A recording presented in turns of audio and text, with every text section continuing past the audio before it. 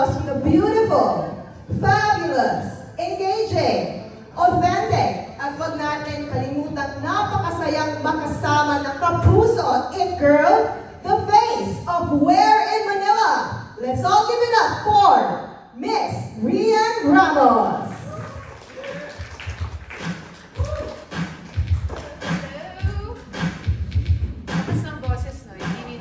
Hello, Rian. How are you today? Hi, G. So nice to see you. So nice to see you too. It's been a while. Congratulations on your show. It's so exciting.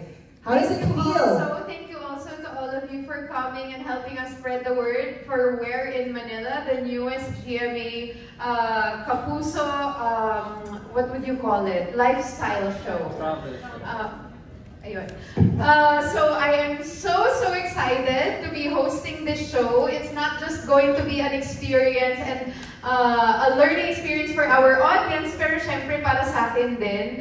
I am someone, it's very known naman that I love to travel, I love new experiences, tasting things that I've never eaten before, seeing places I've never been before.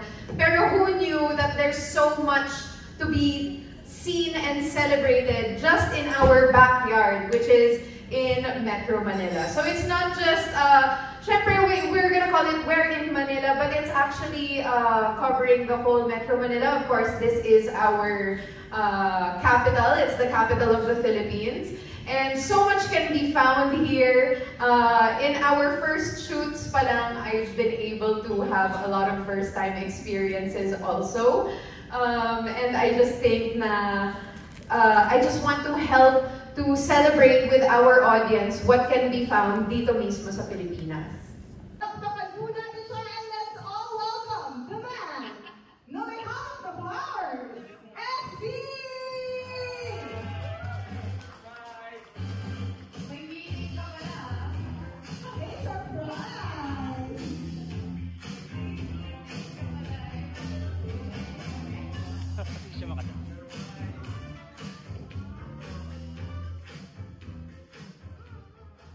Welcome, SB. Napakaganda naman ang bouquet. Ayun, ang napakatamis ng... Siya lagi nagsusurprise sa akin kaya ngayong araw. Sana na-surprise ka kahit konti. Iiyak ako. Talaga. So, congratulations, Boo, sa iyong bagong show. Ayun, sana marami ka pang ma-inspire ng mga kababayan natin. At mapakita mo yung kagandahan ng pinakamamahal naming lungsod ng Maynila. Alright. And mamimiss naman talaga din natin lahat ang Dear SB as much as we're excited about Where in Manila. So we have also a little program to reminisce on regarding Dear SB. And those who never know are Rian and Sam. You can take your seats. Thank you so much. Special request, well sa totoo lang, minsan may mga nakikita ako sa social media, gano'n, mga trending na nagbebenta ng sarili lang inventong food or sarili lang atake sa food na well-loved already. Sorry, you're gonna catch me talking about food a lot because that's my obsession in this show. I want to taste everything and eat everything. So, there's that. May yung mga nakikita ko na trending sa social media, gusto kong puntahan. And then honestly, kung saan nang galing talaga yung concept ng show na to is sa mga kwento ni SB sa akin pag may napuntahan na naman siyang lugar na parang, may ganyan, may ipapadala siya sa akin na video or picture or minsan uuwian niya ako ng pagkain from that place. And then, ayun, parang I just wish na it was me out there exploring kasi ang daming mga unknown pa na places that I can discover. And then how I prepared for it? Well, actually, I've had naman several shows na lifestyle. And ayun nga, I think the best way I can prepare to host a show like this is just to be spontaneous, authentic, and honest. I believe that naturally my face is like an emoji na hindi ko minsan natatago ang aking nararamdaman, nakikita siya kagad sa aking mukha.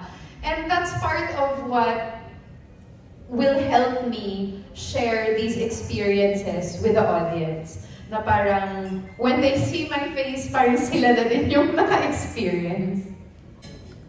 I would think, siguro iniisip lang nila na it's just a regular city where people just go to work and people live, they go to work and that's it, they just live there. Pero it's actually a very deserving tourist spot na ako, I would gladly take friends or siguro visitors around Manila to really experience the city.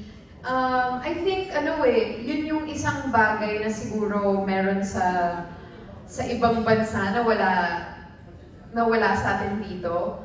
For example, pag bumibisita ako sa ibang Asian countries, Thailand, gano'n, doon nila ako mismo iniikot, doon nila pinapakita yung mga, di ba, yung kahit turo-turo lang, pwede nilang ipakita sa atin.